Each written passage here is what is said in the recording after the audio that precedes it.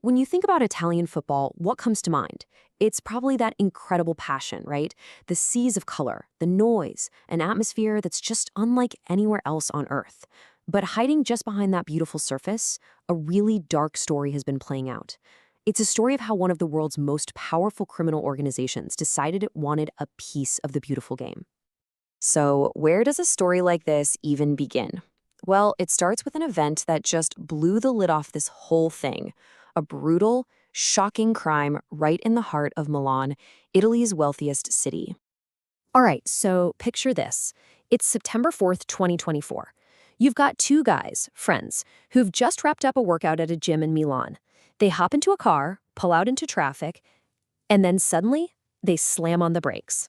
And what happens next? It's just brutal and fast. A struggle erupts inside the car. A single gunshot rings out. And then, a few moments later, one man stumbles out, bleeding. The other is left behind, dead. He'd been stabbed 21 times. Okay, so who were these guys?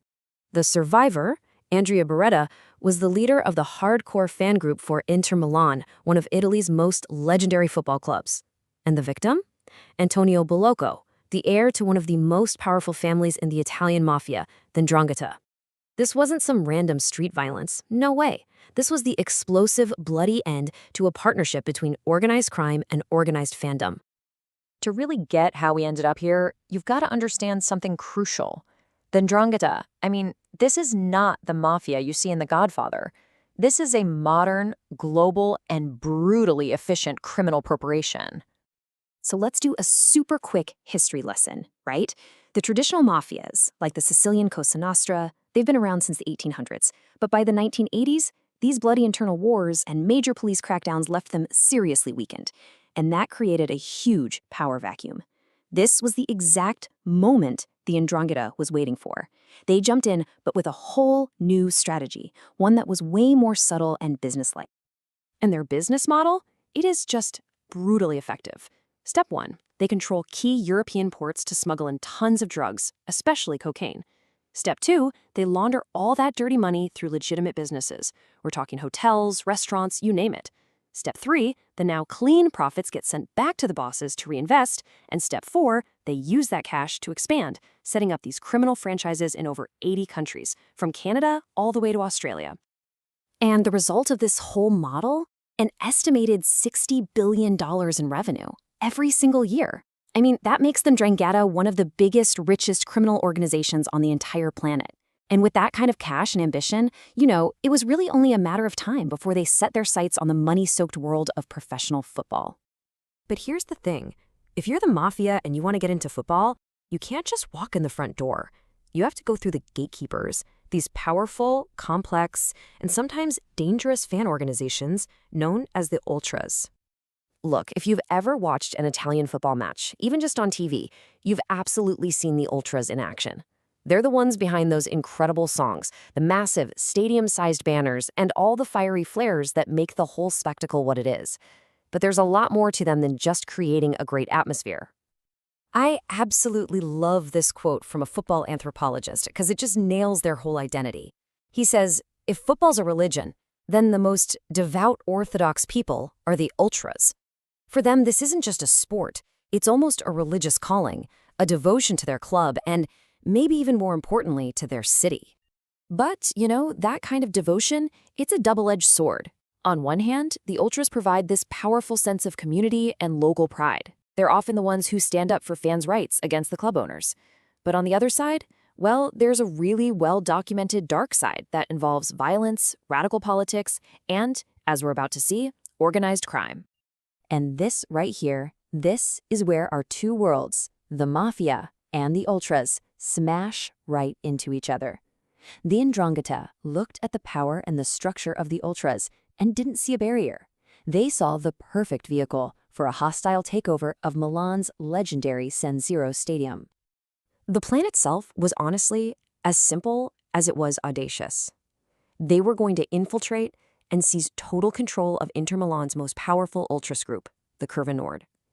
See, they knew that if they could control the fans, They could control the millions and millions of euros that flow through all the businesses around the stadium on a match day. And the way they did it was just cold and methodical. First, the old Ultras boss, a guy named Vittorio Biachi, is murdered in 2022. Then, his own second-in-command, Andrea Beretta, helps get the 'Ndrangheta's guy, Antonio Bellacco, elected as the new leader. With the Mafia in charge, they immediately start strong-arming the club for more tickets and even started colluding with their most bitter rivals, the AC Milan Ultras, to grow their new criminal empire. And pretty soon, it wasn't just a side hustle. It became a full-blown criminal empire inside the stadium. They took control of every single revenue stream. They ran massive ticket scalping operations, they took over the parking lots, and they commanded the profits from every food stall, every beer stand, and every merchandise shop in sight. In just 2 years, they turned the heart and soul of Italian football into the 'Ndrangheta's newest franchise. But you know how these mafia stories go, right? An empire built on violence and greed, it was never gonna last. It was just destined to end in betrayal.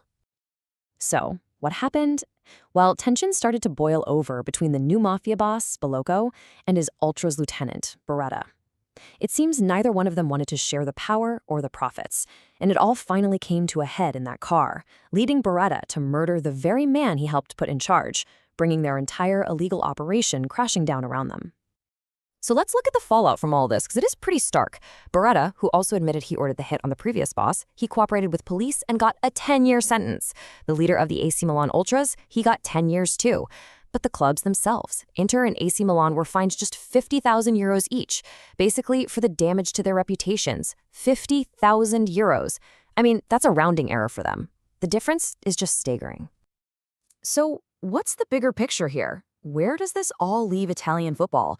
Because this scandal has really sparked a crisis that goes way beyond just one criminal case. It's raising some really fundamental questions about the future of the sport. And you know what's kind of wild? The clubs have responded with shocking speed, using this whole scandal as the perfect excuse, really, to crack down on all the organized fan groups. Reports say both AC Milan and Inter are rejecting hundreds of season ticket requests from anyone even associated with the Ultras. It's a move that's effectively silencing not just the criminals, but also the most passionate and often the most critical voices in the whole stadium. Which brings us to this final, and I think really critical question. The Mafia's infiltration was a cancer. It absolutely needed to be cut out, no question about it. But in the process of removing it, are the clubs killing the very soul of the game?